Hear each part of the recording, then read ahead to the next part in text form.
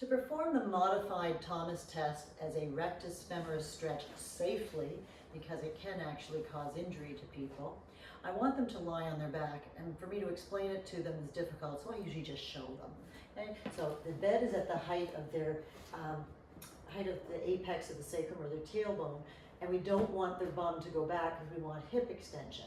So I tell them to flip onto their backs, pulling their knees up to their chest so that they didn't harm anything there. Then the one that we're going to stretch, you're going to let it drop down while holding the other one up. Okay, Greg, so let's see you do that. Bed's at the tailbone height, and flip onto your back. Grab onto the non-stretched leg and pull it as far as you can, so long as you're not getting any impingement in the front of that hip. I like to put my shoulder or my side against there to make sure that he continues his job, which is to keep the back flat by putting that leg there.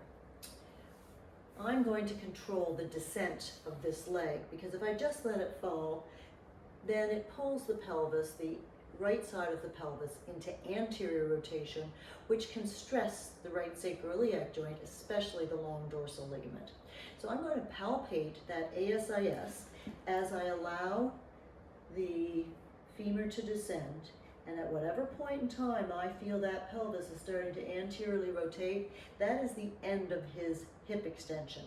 Normal values, we'd expect that thigh to go horizontal or 0 degrees, which is the equivalent of 10 to 15 degrees of hip extension, because we're in that much posterior pelvic rotation. Maintaining his hip in that position, I then measure the flexion of the knee, which should be 80 to 90 degrees before I feel resistance. And then I like to go a little bit further and find where is his final position. That will be the length test of rectus femoris, but I'm going to use this exact same position to treat a tight rectus femoris. I'm going to use my hand and say, meet my resistance, don't let me push your foot under your knee for 5, 4, 3, 2, 1. Absolutely relax. And now there's going to be a very strong stretch on the front of your thigh as I bend your knee underneath.